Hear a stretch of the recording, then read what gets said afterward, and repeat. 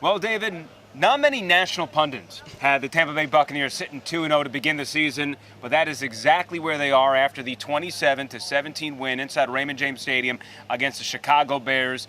And what an impressive effort from the offense and the defense. Truly a complimentary effort. I say a total team win. Let's not forget Jake Camarda flipping the field with his punt. A 72-yard punt.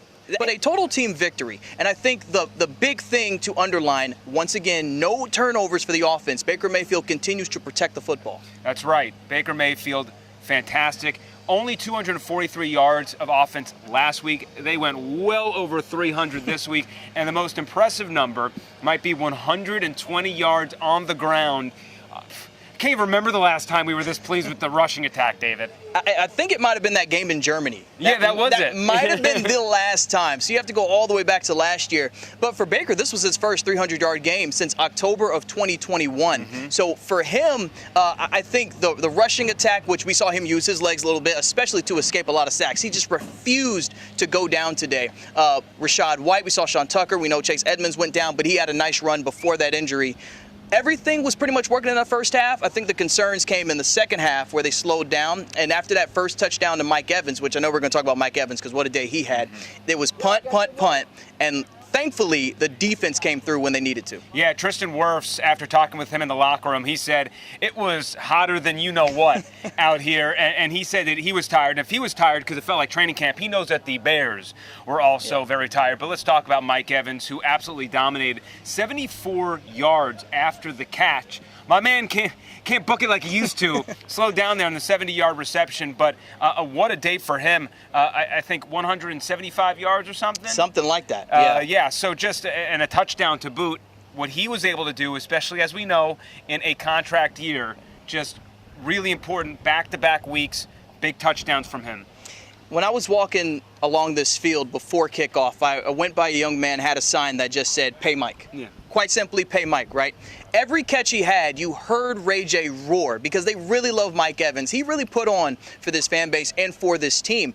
Everything this man continues to do points to the fact that he's still got some in the tank. I know 30 years old is usually the age where GMs are like, okay, you're going to fall off the cliff at some point. Mike Evans showed no signs of that today. Yeah, None. and you can book Chris Godwin for at least 5 receptions every single game at this point. He's got the longest streak in the NFL. Now let's get over to the defensive side of the ball. It's really about sacks in this contest. It really was. Justin Fields was back there running for his life. And it's kind of like that with Chicago. Their offensive line isn't very good, but the get-off, that's the thing that Todd Bowles was impressed with. Joe Tryon-Shoyinka was averaging like less than 3 yards of separation every time Justin Fields was passing the ball, including the fact that Joe Tryon-Shoyinka had a sack. And then you add in everybody else along that defense. JTS had 2. He had 2 sacks. Yeah. Okay, so we're talking about a defensive unit that consistently was in the backfield, which is very impressive. So the sack numbers, the turnover numbers, once you can marry that into one game, this defense is going to be really special. And the core of that defense remains. I think all the concerns everybody had was with the offense and, Tom Brady's gone. Now what do you do? And Mike Evans is 30. What do you do? But the defensive core is still there. And if you have JTS stepping up the way he did, Antoine Winfield Jr. playing the way he did in the secondary, that was a huge forced incompletion along the sideline. Christian Izzian's playing well. Zion McCollum deserves some credit too. Didn't get the INT. No. But you know what? That's a good play, young man. Yeah, Christian Izzian is actually the first undrafted rookie since 2013 to have an interception in his first 2 NFL games. Wow. He is really impressive, and so is Shaq Barrett. His offseason has been well documented, not only going back to the Achilles tear that he had last season, ending his year, but then, of course, the tragic death of his 2-year-old daughter, Araya, in that drowning accident. So to have the moment that he had in this contest with the game within 3 points, to have his first ever career pick 6, that was something that he's going to remember forever. And he said after the game, he went over to the camera because it was right up in his face, and he said that, I love you. He was thinking of her immediately upon that. So you just know that with everything he's been doing, coming into work, getting his job done, honing in his craft, to have a moment like that, man, it's rewarding. It's so, he's such an easy person to cheer for. Yeah. No matter what team you root for, Shaq Barrett is somebody to root for this season, and I was so happy for him as a man to go make that play at the end of the game. I know the Bucs needed it, but I really think that play did so much for him personally, and I'm just so happy for him, and my heart still goes out to the Barrett family, and I just know the rest of the season he's going to be playing for Araya, and I hope he continues to make plays for that reason. That's right, and the Bucs community continues to give him a big old bear hug as well.